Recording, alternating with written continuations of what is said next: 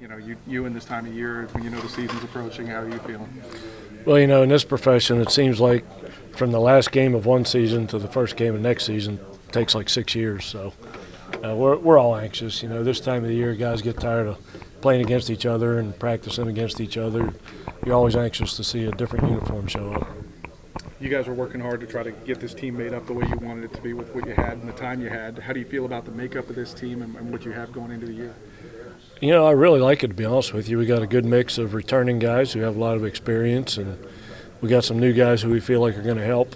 It was kind of a scramble because we got here so late in the summertime to sign the players we did. I think we signed 18 or 19 guys in about 4 weeks, which is really hard to do and at that time of the year. So it was my assistant coaches were road warriors there for an entire month, but I think it's paid off. They said it was late getting started, but we feel pretty good about this team.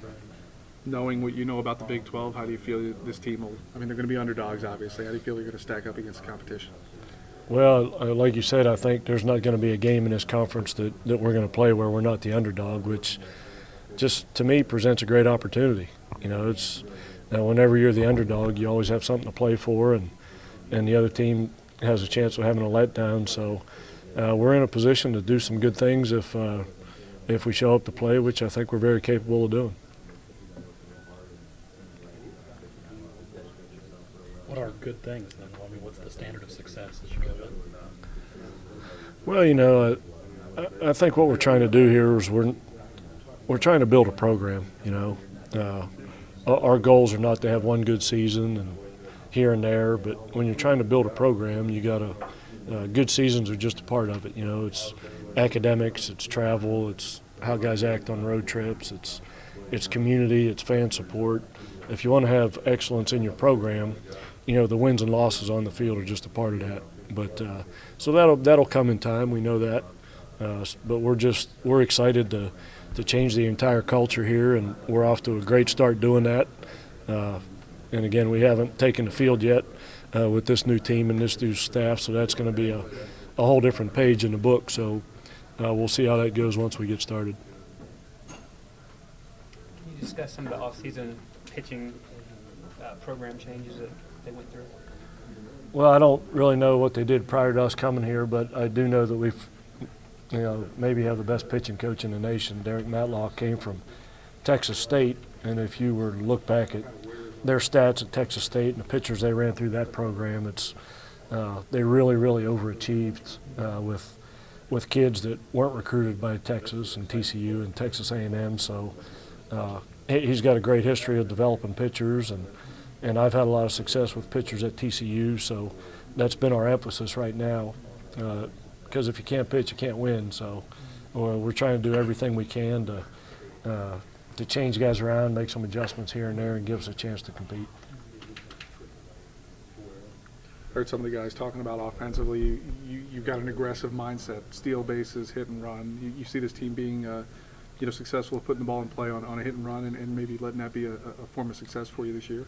Yeah, when the bats changed 2-3 years ago, it changed the entire game of college baseball. Home runs are way harder to come by now, and we play in some parks in the Big 12 that you guys don't know this, but I do, that it's hard to hit the ball out of those parks. Texas and TCU, it's really hard to hit homers, so you got to create some offense. And with the kids we have in the lineup, we've got a chance to do that. We got some kids that can run and handle the bat, and I'm pretty excited to see these guys play. We actually have some depth on offense too.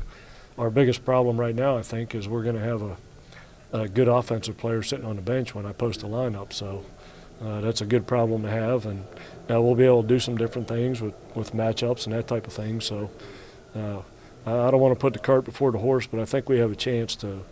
It may not happen right out of the gate because of the way we're practicing right now and being indoors, but eventually when this team catches its stride offensively, I think we can do some good things. How about the schedule and all the time you guys are going to spend on the road? I'm sure you've been asked a lot about that, and everywhere you've gone. But how's that going to play into this team, and is that going to be a factor at all? Oh, it's definitely going to be a factor. This is what we're preparing to do.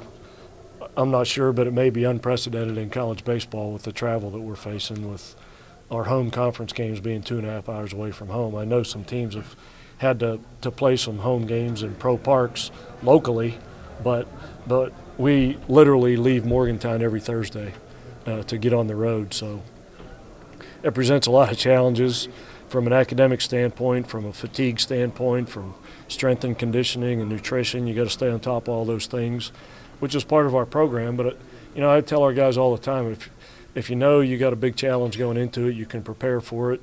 And we have prepared them for the challenge with the unbelievable amount of travel. And to me, that just presents an unbelievable opportunity for us.